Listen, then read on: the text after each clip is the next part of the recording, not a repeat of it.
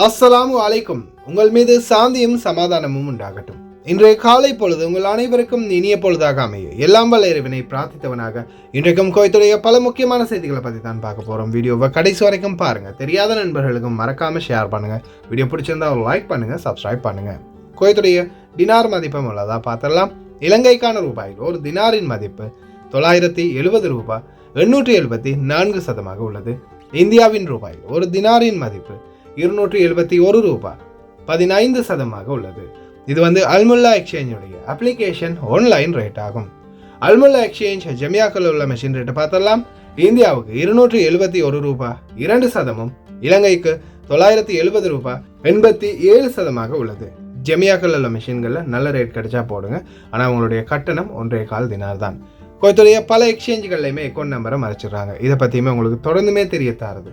நீங்கள் ஏதாவது ஒரு புதிய எக்ஸ்சேஞ்சுக்கு பழைய பற்று சீட்டோட போகிறீங்களா இருந்தால் நிச்சயமாக அதில் அக்கௌண்ட் நம்பர் இருக்கா அப்படின்றத செக் பண்ணிக்கோங்க. இல்லாத பட்சத்தில் எழுதிட்டு போனாலும் பிழை இல்லாத அக்கௌண்ட் நம்பரை எழுதிட்டு போங்க. ஏதாவது ஒரு அவசரத்துக்காக பணம் அனுப்புவீங்க, ஏதாவது ஒரு நம்பர் பிழைச்சா கூட உங்களுடைய பணம் நாட்டுக்கு போய் சேராது. மறுபடியும் அந்த பணத்தை திரும்ப பெறதுக்கு ரொம்ப நாட்கள் ஆகும். மறுபடியும் கட்டணம் செலுத்த வரும். ஞாபகத்தில் வச்சுக்கோங்க. யுனைடெட் கல்ஃப் எக்ஸ்சேஞ்ச் கார்பரேஷன் இந்தியாவுக்கு பணம் அனுப்ப 750 ஃபில்ஸும், இலங்கை பணம் அனுப்ப ஒரு தினாரும் கட்டணமாக விடுறாங்க. அல்சாமில் எக்ஸ்சேஞ்ச் கார்பரேஷன் ஒரு தினார் மட்டுமே கட்டணமாக விடுறாங்க. யூஜே எக்ஸ்சேஞ்ச் கார்பரேஷன் ஒரு தினார் மட்டுமே கட்டணமாக விடுறாங்க. Kuwait Asian international exchange 750 fils மற்றும் ஒரு தினார் போன்ற கட்டணங்களும் விடுறாங்க. குவைத்தில் அல்நாதா, ஏஆர்ஒய், அம்மான் எக்ஸ்சேஞ்ச், யூஜே, அல்சாமில், Ansari exchange, Lulu exchange, Joyalukkas, KBE, UAE, Oman exchange, Bahrain exchange, BEC, World Street exchange, இது போன்ற இன்னும் பல எக்ஸ்சேஞ்சுகள் இருக்குது. குறிப்பாக இந்த நாட்களில் பல எக்ஸ்சேஞ்சுகள்லையுமே 500 ஃபீல்ஸ், 750 ஃபீல்ஸ், 900 ஃபீல்ஸ், ஒரு தினார், இது போன்ற வெவ்வேறு கட்டணங்கள் தான் விடுறாங்க. அதே போல் இந்தியாவுக்கும் 1 ரூபாய் இப்போ அதிகரிச்சிருக்குது. பல எக்ஸ்சேஞ்சுகள்லையுமே 271 ரூபாய் வரைக்கும் கொடுக்குறாங்க. அதே மாதிரி இலங்கையை பொறுத்த வரையில் ஒரு சில எக்ஸ்சேஞ்சுகளில் 975 ரூபாய் வரைக்கும் கொடுக்குறாங்க. குறிப்பாக இந்த நாட்களில் ஒரு சில எக்ஸ்சேஞ்சுகளில் தான் ரேட்டு ரொம்ப கம்மியாக இருக்குது. அதுவும் ரெகுலரான எக்ஸ்சேஞ்ச், குறிப்பாக அல்முல்லா, அல்முசைனி, இது போன்ற எக்ஸ்சேஞ்சுகள், ரெகுலரான நிறைய எக்ஸ்சேஞ்சுகளில் இந்த ரேட்டு கொஞ்சம் கம்மியாக இருக்குது.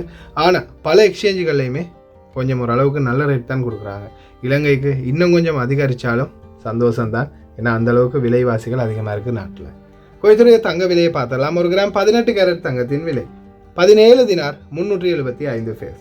ஒரு கிராம் 21 கேரட் தங்கத்தின் விலை 20 தினார் 270 ஃபேஸ். ஒரு கிராம் 22 கேரட் தங்கத்தின் விலை 22 தினார் 50 ஃபேஸ். ஒரு கிராம் 24 கேரட் தூய தங்கத்தின் விலை 23 தினார் 166 ஃபேஸ். மறுபடியும் 150 ஃபேஸால் அதிகரிச்சிருக்குது 22 கேரட். இந்த நாட்களில் ஏற்றத்தாழ்வாகவே இருக்குது. நாட்டுக்கு அவசரமாக போகணும், தங்கம் வாங்கி தான் ஆகணும் அப்படின்ற நிர்பந்தத்தில் இருந்தால் விலை கொடுத்து வாங்குங்க. இல்லாத பட்சத்தில் முடிஞ்சால் கொஞ்ச நாள் பொறுமையாக இருந்து பாருங்கள். ஒரு வேலை இன்னும் கொஞ்சம் குறைகிறதுக்கும் வாய்ப்பு இருக்குது. இன்ஷா அல்லாஹ் பொறுமையாக இருங்க, பார்க்கலாம். அடுத்ததா மிக முக்கியமான ஒரு தகவல் வீடியோவில் அட்டாச் பண்ணியிருக்கிறேன். தயவு செய்து நிறைய பேருக்கு இது பிரயோஜனமாக இருக்குன்னு நினைக்கிறேன். பல 100 பேருடைய உயிர்கள் நேற்றைய தினம் காப்பாற்றப்பட்டிருக்குது. முத்தலா பகுதிகளில் இருந்து கண்டுபிடிக்கப்பட்ட 1000 பவுண்ட் எடையுடைய வெடிப்பொருள் கடைசியில் வெடித்து சிதறிய காட்சி வீடியோவில் அட்டாச் பண்ணியிருக்கேன். தொடர்ந்து பாருங்கள். சில முக்கியமான தகவல்களையும் பார்த்துட்டு போயிடலாம். நேற்றைய தினம், நேற்றைய முன்தினம் தொடர்ந்துமே சில தகவல்கள் உங்களுக்கு அறிய தந்தேன். இது பார்த்திங்கன்னா நான் என்னுடைய விருப்பத்துக்கு நான் ஏதாவது கற்பனையில் சொன்னதில்லை. ஒவ்வொரு நபர்களும் எனக்கு தெரிவித்ததை வச்சு தான் நான் உங்களுக்கு சொன்னேன். விமானத்தில் பிடிபட்டாங்க, அப்படிங்கிற வச்சு அனுப்ப போனாங்க. அதே மாதிரி விமான நிலையத்திலேருந்து வெளியே அனுப்பி விட்டாங்க, சீல் எடுக்காமல் வந்தீங்க, பேப்பர் எடுக்காமல் வந்தீங்கன்னு இந்த மாதிரி நிறைய சிக்கல்களை பற்றி தெரிவித்தேன். ஆனால் இப்போதைக்கு ஒரு சந்தோஷமான செய்தி என்னென்னா, இந்த மாதிரி சீல் எடுக்காமலோ அல்லது பேப்பர் இல்லாமலோ போனால் கூட விமான நிலையத்துக்குள்ளே இருக்கக்கூடிய மினிஸ்ட்ரி ஆஃப் இன்டீரியருடைய அந்த காரியாலயத்திலேயே உங்களுக்கு இந்த சேவையை பெற்றுக் கொடுக்குறாங்க. அதனால் இதுக்கு பிறகும் யாருமே தலைவலியை போட்டுக்காதீங்க. எந்த பிரச்சனையுமே இல்லை. நீங்கள் விமான நிலையத்துக்கு போனாலும் பாஸ்போர்ட்லேயோ அல்லது இந்த மாதிரி ஒரு பேப்பர் நீங்கள் எடுக்கலை, இல்லை சீல் வைக்கலை அப்படின்னா கூட அதை விமான நிலையத்திலே இனிமேல் உங்களுக்கு கம்ப்ளீட் பண்ணி தந்துடுவாங்க. அதே போல் சில வதந்திகள் பரவுது. 10 நாளுக்குள்ளே போகணும், சீல் வச்சா 3 நாளில் போகணும் அப்படின்னு சில வதந்திகள் பரவுது. அந்த வதந்திகளையும் நம்பாதீங்க. உங்களுடைய பாஸ்போர்ட்டில், உங்களுடைய ஒயிட் பாஸ்போர்ட்டில் அவங்க சீல் வச்சு கொடுத்துருப்பாங்க எக்ஸ்பயர் டேட் எப்போன்னு. இந்திய பாஸ்போர்ட்டில் டைப்பிங்லேயே இருக்கும். அதே மாதிரி இலங்கை பாஸ்போர்ட்டில் பழசாக இருந்தாலும் ஒயிட் பாஸ்போர்ட் அதில் வந்து உங்களுக்கு சீல் வச்சு அதில் டேட் எப்போ எக்ஸ்பயர் ஆகும் அப்படின்றத கொடுத்துருப்பாங்க. அந்த டேட்டை செக் பண்ணி அந்த டேட்டுக்குள்ளே நீங்கள் போனீங்கன்னாலே போதும்.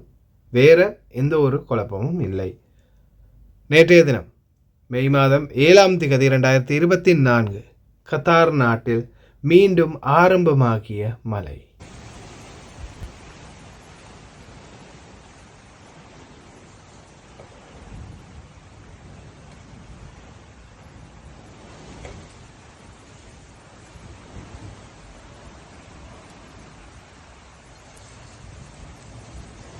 ஈரப்பதம் ருத்தூபா மீண்டும் அதி உயர் நிலைக்கு குவைத்தில் ஆரம்பிக்கும்.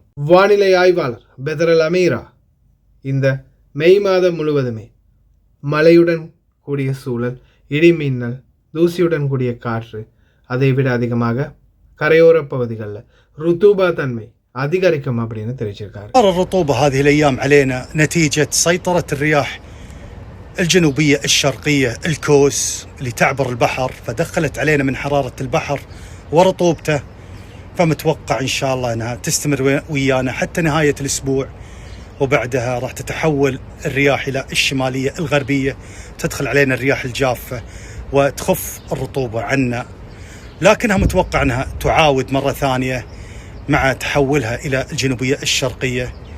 فهذه أجواء السريات المتقلبة مع تقارب خطوط الضغط بين الرياح يحدث هذا التدافع، فتولد الرياح النشطة المتقلبة المثيرة للغبار، وبعدها استقرار نسبي، فتتحول الرياح إلى الشمالية، فتكون الأجواء معتدلة وتخف عنا الرطوبة. لكن إذا كانت جنوبية شرقية تعاود نسبة الرطوبة العالية في الجو. وهذه الأجواء أجواء السريات المتوقع أن تستمر معنا حتى منتصف مايو الحالي، والرطوبة متعبة خاصة اللي فيهم ربو. தூசி தாக்கு பிடிக்கலாம், வெயில் தாக்கு பிடிக்கலாம், மழை ஏதோ ஒரு வகையில் தாக்கு பிடிக்கலாம். ஆனால் இந்த ருத்தூபா அப்படின்னு சொல்கிறது பார்த்திங்கன்னா ஒரு வகையான ஈரப்பதம். ஒரு 10 நிமிஷம் உங்களால் வெளியில் நடந்து போயிட்டு வர முடியாது. அப்படியே நீங்கள் குளிச்சுட்டு வந்த மாதிரி ஈரத்தொப்பாகிடுவீங்க. அந்த அளவுக்கு வேர்வை ஊற்றும். ருத்தூபா காலங்களில் ரொம்ப கவனமாக இருங்க. பிரம்மாண்டமான வரவேற்பு, ராஜ மரியாதையோடு குவைத் ராஜாவுக்கு வரவேற்பு. குவைத்துடைய மன்னர் ஷேக் மெஷால் அஹமத் அல் ஜாபர் அல் சபா அவர்கள் துருக்கி நோக்கிய பயணத்தை மேற்கொண்டிருந்தார். துருக்கியில் பிரம்மாண்டமான ஒரு வரவேற்பு கொடுக்கப்பட்டது.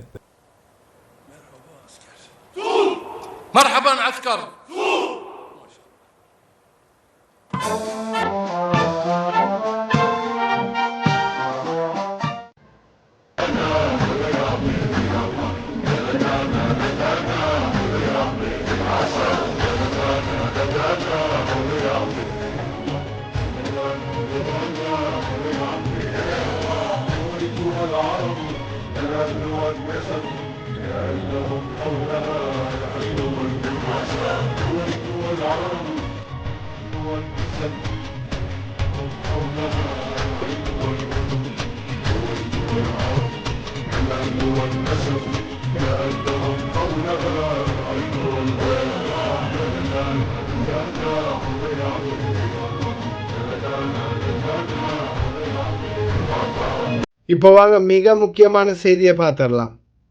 1990ஆம் ஆண்டுகளில் ஈராக்குக்கும் குவைத்துக்கும் இடையிலான யுத்தம்.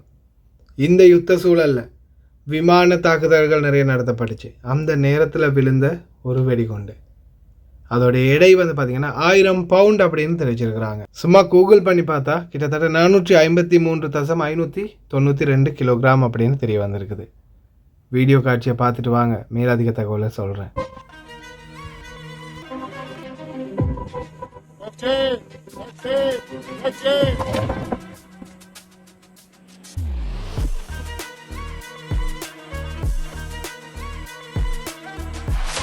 تلقت مجموعة التفتيش والتخلص من متفجرات التابعة لهندسة القوى البرية بلاغ يفيد عن وجود جسم مشتبه غريب في منطقة المطلع، وعلى الفور تم توجه فريق من مجموعة التفتيش والتخلص من متفجرات طبعا تبين أن الجسم عبارة عن قنبلة طيران زنتها 1000 رطل موجودة في منطقة المطلع، وعلى هذا الأثر تم التنسيق مع عدة جهات لتأمين الموقع أولا، ومن ثم معرفة طريقة التعامل المثلى اللي هي الأكثر سلامة في الموقع كمنشآت، والأهم عندنا اللي هو سلامة الأفراد والناس المحيطة في الموقع.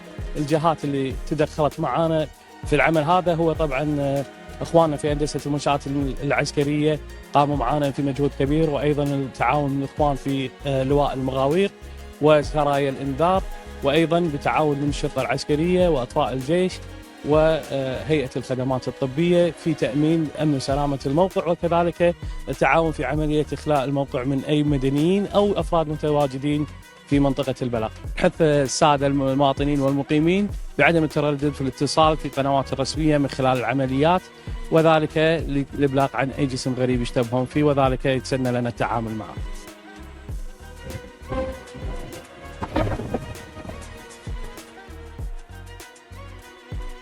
முத்தலா பகுதிகளில் கட்டுமான பணிகளில் ஈடுபடும் போது தான் இது கிடைச்சிருக்குது. சுப்ஹானல்லாஹ், அல்லாஹ் பாதுகாத்தான். கொஞ்சம் அந்த ஜேசிபி தோண்டும் போது ஏதாவது டேமேஜ் ஆகியிருந்தால் அந்த இடமே சுக்குநூறாகி இருக்கும். கிட்டத்தட்ட மிகப்பெரிய ஒரு மண்மூட்டை அரணை கட்டி, அதுக்கு மேலால் இன்னமும் பெரிய ஒரு மண்மூட்டை அரணை கட்டி, மிகப்பெரிய ஒரு பள்ளம் தோண்டி அதற்குள்ளே வச்சு தான் இதை வெடிக்க வச்சுருக்கிறாங்க. நீங்களே பாருங்கள் எவ்வளோ பவர்ஃபுல்லான மண்மூட்டைன்னு, எவ்வளோ பெரிய சைஸ் மண்மூட்டைன்னு. சாதாரணமாக 500-1000 லிட்டர் தண்ணி டேங்கிற சைஸில் உள்ள பேக்குகளில் மண்மூட்டை நிறைச்சி அதுக்கப்புறமா தான் அதை செயலிழக்க வச்சாங்க குவைத்துடைய இராணுவம். பாலைவன பகுதிகளில் திரிகிறவங்க, அதே மாதிரி இந்த ரோடுகளில் பாலைவன பகுதிகளில் ரொம்ப தூரமான இடங்களில் இந்த பொருட்கள் சேகரிக்கிறதுக்காக போகிறவங்க, அதே மாதிரி இந்த கட்டுமான பணிகள்லையோ அல்லது இந்த கூடாரங்கள் போகிறதுக்காக பாலைவனம் போனாலோ சந்தேகத்துக்கிடமான ஏதாவது பொருட்கள் இருந்தால் தயவு செய்து கிட்ட போகாதீங்க, அதை கையால் எடுக்காதீங்க. உடனடியாக 112 என்ற அவசர இலக்கத்துக்கு அழைப்பை விடுத்து தெரிவிச்சிருங்க.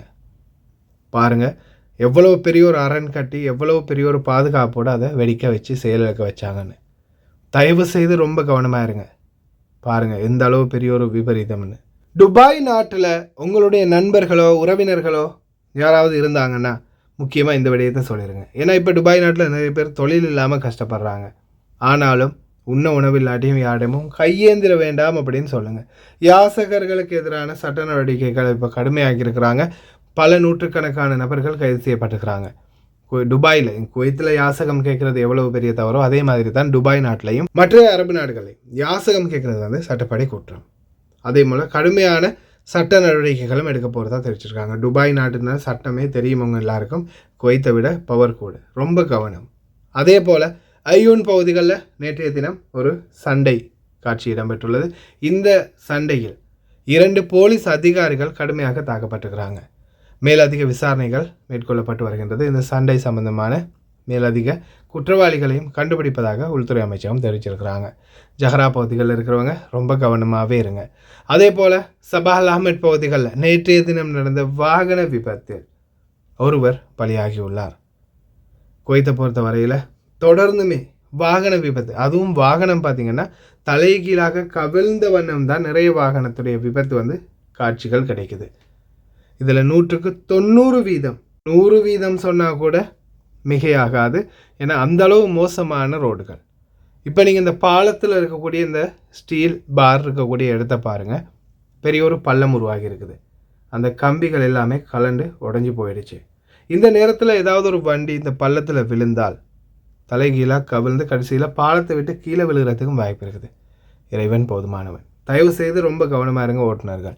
அதே மாதிரி மொபைல் ஃபோன் பாவிக்கிறது, ட்ராக்ல இருந்து ட்ராக் விட்டு போகிறது தயவு செய்து தவிர்த்துக்கோங்க. இப்போ பாருங்கள், ஒரு வண்டி அந்த சடனாக அந்த மிக்ஸி டிரைவர் வந்து பார்த்திங்கன்னா மிக்ஸி ட்ராக் டிரைவர் உடனே சடனாக வந்து இந்த வண்டியில் பார்த்துட்டாரு. வண்டி அடிப்பட்ட மாதிரி தான் இந்த காட்சியில் விளங்குது. இவர் வந்து கவனஈனம் இல்லாமல் அவர் பாட்டுக்கு அப்படியே சடனாக ரைட்டுக்கு எடுத்துட்டார். Central mirror, side mirror every 3 second, ஒவ்வொரு 3 செகண்டுக்கு ஒருக்கா செக் பண்ணுங்கள். அப்போ தான் உங்களாலையும் இந்த விபத்துக்கள்லேருந்து தப்ப முடியும். தயவு செய்து ரொம்ப கவனம். அதே மாதிரி சால்மியா பிளாக் 3, பிளாக் 3, கத்தா 3ல் இந்த மாதிரியான ஒரு சம்பவம். இதே போல் நிறையவே குவைத்தில் இருக்குது. ரொம்ப கவனமாக இருங்க. வீதிகளில் நடமாடக்கூடியவங்க, இரவு நேரங்களில் குறிப்பாக நடமாடக்கூடியவங்க தயவு செய்து கவனம். அதே மாதிரி வாகன ஓட்டுநர்கள். நிறைய இடங்களில் இந்த மாதிரி பலுவாக உடைஞ்சி இந்த வடிகான்கள் மூடிகளும் இல்லாமல் இந்த மாதிரி ஓப்பன் ஹோலாக காணப்படுது. ஒரு வேலை விழுந்து காலை கையை உடைச்சாலோ அல்லது சோயினமுற்றாலோ நம்மளை பார்க்குறதுக்கு இங்கே யாருமே இல்லை. சாதாரண காய்ச்சல் தலைவலிக்கே நம்மளுக்கு உதவி செய்ய ஆள் இல்லை. கை கால் உடைஞ்சா தயவு செய்து ரொம்ப கவனம். சாலைகள் மற்றும் நிலப்போக்குவரத்துக்கான பொது ஆணையகம். நிலக்கீழ் மேற்பரப்பு அடுக்கின் பணியை முடிப்பதற்காக கைரோ தெருவில் இருந்து சாலை 30 நோக்கி வரும் 3வது சுற்றுச்சாலை 24 மணி நேரம் தற்காலிகமாக மூடுவதாக தெரிவித்துள்ளார்கள். இது மே மாதம் 10ஆம் தேதியிலிருந்து 11ஆம் தேதி வெள்ளியிலிருந்து சனிக்கிழமை வரைக்கும். கைரோ ஸ்ட்ரீட் பாவனையாளர்கள் ரொம்ப கவனம். அதே மாதிரி ஒரு குவைத்தி குழந்தைக்கு உன்னுடைய அப்பாவுடைய கார்டு எடுத்துகிட்டு வா, நான் போலீஸ் அதிகாரி பேசுகிறேன், அப்பாவுடைய கார்டை இப்போ அவசரமாக எடுத்துகிட்டு வாங்க, இல்லைன்னா அப்பா மேலே கேஸ் போட்டுருவோம் அப்படின்னு மிரட்டின ஒரு போலி அதிகாரி. كيف حالك يا اختي؟ شلونك؟ زين؟ تمام الحمد لله. قاعد اكلمك وزارة الداخلية، معك احمد عبد الله الرائد. شلونك؟ زين؟ تمام الحمد لله. حياك. يا بطاقة المدنية معك الله يحفظك؟ لا والله مو موجود عندي. البطاقة المدنية حق ابوك معك؟ بابا؟ لا مو موجودة. بابا في البيت؟ بابا اي بابا في البيت. خذ البطاقة من بابا، جيب البطاقة عند بابا. المدنية اكد لي رقم البطاقة المدنية. ليش شنو في؟ عشان تحديث البطاقة حق البنك. وين بطاقة الكرت البنك؟ دقيقة بس الحين اكلم ابوي واي انت لا تكلم ابوك، شيل منه بطاقة وتجيب البطاقة والمحفظة وقول لي الرقم. اوكي بس دقيقة. ابوي نايم بس هو حاط البطاقة بمخباته ما اقدر اخذها. ها؟ ابوي نايم وحاط البطاقة بمخباته ما اقدر اخذها. البطاقة وين؟ بمخبات ابوي. اخذت بطاقة الهوية؟ لا ما اقدر تاخذها عشان هو مخبات ابوي. لا انت شيل البطاقة منه في المحفظة، البطاقة البنك، واطلع معايا برا واتكلم. ابو خليه ينام. ابوي نايم اذا حطيت يدي مخباته راح يشوفني. لا ما يشوفك، ما يشوفك. بس هو انت بس هو ليش تبون تاخذون البطاقة رقم البطاقة؟ ابوي سوى شيء؟ خليني اشيك ايش المشكلة عندكم، وريني. طيب الله يحفظك. انت افتح الكاميرا، انا قاعد اكلمك وزارة الداخلية، شوفني قاعد اكلمك وزارة الداخلية، ما شايفني شلون؟ اي قاعد اشوفك بس ما ادري. தொடர்ந்து அவேர்னஸ் நம்மளும் தொடர்ந்து தெரிவிக்கிறோம். ஆனால் நம்ம வீடியோ பார்க்குறது மிஞ்சினா ஒரு 4000 பேர், ஆனால் லட்சக்கணக்கில் இங்கே இருக்கிறாங்க. இந்த மாதிரி வீடியோ பார்க்காத எத்தனையோ பேர் இருக்கிறாங்க. அவங்க நிச்சயமாக இதில் பிடிபடுறது மடுபடுறதுக்கு நிறைய வாய்ப்பு இருக்குது. ஏன்னா இன்றைக்கு வரைக்கும் நிறைய பேர் தன் செய்யாத குற்றத்துக்காக தண்டனை அனுபவிக்கிறாங்க. நான் எடுக்காத பொருளுக்காக, தான் எடுக்காத பொருள் அதுக்காக பணம் கட்ட வேண்டிய சூழல். ஏன்னா இப்போ ரீசெண்டாக ஒரு சகோதரர் எனக்கு தெரிவிச்சிருந்தார், சகோதரா நான் ஒரு மொபைல் ஃபோன் வாங்கினேன் அப்படின்னு எனக்கு கேஸ் வந்திருக்குது, மம்னு சாப்பர் வந்திருக்குது, அந்த காசு கட்டும் வரைக்கும் போக முடியாது அப்படின்னு சொல்கிறாங்க. என்ன காரணம் அப்படின்னு கேட்டால், கடைசியில் இவருடைய நண்பர் ஒருவருக்கு அவருடைய ஐடி கார்டை கொடுத்துருக்கிறாரு. அந்த நண்பர் இவருடைய ஐடியை வச்சு ஒரு ஃபோனை வாங்கிட்டு போயிட்டார். கடைசியில் இதுதான் நடந்தது. யாருக்காகவும் சாட்சி கையெழுத்து போடாதீங்க. யாருக்காகவும் உங்களுடைய பாஸ்போர்ட்டையோ சிவில் ஐடியோ கொடுக்காதீங்க. அதே மாதிரி இந்த போலியான அதிகாரிகள் குவைத்திலிருந்து ஒரு காலமுமே போலீஸ் அதிகாரிகள் உங்களுக்கு வீடியோ கால் பண்ண மாட்டாங்க. உங்களுடைய பேங்க் கார்டையோ அல்லது உங்களுடைய ஐடி கார்டையோ ரினியூவல் பண்ணணும், பார்க்கணும் அப்படின்னு சொல்ல மாட்டாங்க. அது போலீஸுடைய வேலை இல்லை. தயவு செய்து ரொம்ப கவனமாக இருங்க. அதே மாதிரி யாருக்குமே தயவு செய்து வட்டிக்கு பணம் வாங்கி கொடுக்குறதோ அல்லது உங்களுடைய ஐடியை வச்சோ பாஸ்போர்ட்டை வச்சோ பணம் வாங்கி கொடுக்குறத தவிர்த்துக்கோங்க. இந்த பொது மன்னிப்பில் கூட போக முடியாமல் இன்றைக்கி பலரும் தவிச்சிட்டு இருக்கிறாங்க. ஒவ்வொருத்தருக்கும் 5000 தினார், 10,000 தினார், 20,000 தினார் வரைக்கும் மம்னு சாபர் கட்டினாதான் போகலாம் அப்படின்னு விழுந்திருக்குது. காரணம் இந்த மாதிரி உதவி செய்ய போய் தான். தயவு செய்து ரொம்ப கவனம். குவைத்தில் உள்ள அனைத்து விவசாயிகளுடைய நிலைமை மிகவும் மோசமாகி கொண்டே வருது. இப்போவே 50 தினார் 40 தினார் தான் சம்பளம் கிடைக்குது நம்ம நாட்டு தொழிலாளர்களுக்கு. இந்த நிலைமை இப்படியே போயிடுச்சுன்னா. مساكم الله بالخير يا كل المتابعين، يعطيكم العافية. هذا الطماط الكويتي بالدرجة الأولى، نخب أول، أفضل طماط زرعته في حياتي. التاريخ اليوم 4/5. ما شاء الله ما شاء الله صلابة. شوف القوة ما شاء الله تبارك الرحمن. شلون طماط هذا زين 100 والله حرام. كل هالطماط هذا اللي تشوفونه الفلين الجامبو ما شاء الله ينباع على 700 فلس اول خشب ما شاء الله تبارك الرحمن. والله حرام. شوف والله ما ادري منه اللي قاعد يدير سوقنا المزارعين. يا ليت عندنا ناس تفهم وتخاف ربها تحافظ على المنتج الوطني. نعمة هذه نعمة زوالة. குவைத் நாட்டின் உற்பத்திகள் வர வர மக்கள் வந்து புறக்கணிக்க ஆரம்பிச்சிட்டாங்க. ஆனால் இந்த நாட்டு உற்பத்திகளில் பார்த்திங்கன்னா இப்போ தக்காளி எடுத்துக்கிட்டாலும் சரி, மற்ற காய்கறிகளாக இருந்தாலும் சரி, ரொம்ப மலிவான விலையில் கிடைக்குது. இப்போ இவர் என்ன சொல்கிறாருன்னா, ஒரு 3-4 கிலோ தக்காளி அந்த செல்லாக வந்து வெறும் 750 ஃபீல்ஸ். ஆனால் இதே பார்த்திங்கன்னா ஜோர்டான் நாட்டுடைய மற்றும் வேறு சில நாடுகளுடைய தக்காளிகள் வந்து ஜெமியாக்களில் பார்க்கும்போது கிட்டத்தட்ட 2 தினார், ஒரு தினார் 750 ஃபீல்ஸ் இந்த மாதிரி விலையில் இருக்குது. ஆனால் மக்கள் அதை தான் வாங்குகிறாங்க. ஏன்னா அது உலகளாவிய ரீதியில் இருக்கக்கூடிய ஒரு தோட் தானே. அது கொஞ்சம் டிசைனாக அழகாக ஒரு அழகான பெட்டியில் போட்டு நைலோன் அடித்து பாதுகாப்பாக வச்சுருந்தா அது சுத்தம் அப்படின்னு நினைக்கிறாங்க. அதே இந்த ஃப்ரெஷ்ஷான காய்கறி ஃப்ளைட்டில் வராமல் நம்மளுடைய நாட்டிலேயே பறித்த காய்கறி அப்படின்னா அதை ஒதுக்குறாங்க. ஆனால் இதில் கடைசியில் பாதிக்கப்படுறது வெறும் 40-50 தினார் சம்பளத்துக்காக வேலை செய்யக்கூடிய நம் நாட்டு ஊழியர்கள் தான். அவங்களுக்காக சரி முடிந்தால் குவைத் நாட்டு உற்பத்திகளையும் வாங்குங்க. ஓகே ஃப்ரெண்ட்ஸ், கடைசி வரைக்கும் பார்த்து எல்லாருக்குமே ரொம்ப நன்றி. தெரியாத நண்பர்களுக்கு மறக்காமல் ஷேர் பண்ணுங்கள். வீடியோ பிடிச்சிருந்தா ஒரு லைக் பண்ணுங்கள், சப்ஸ்கிரைப் பண்ணுங்கள்.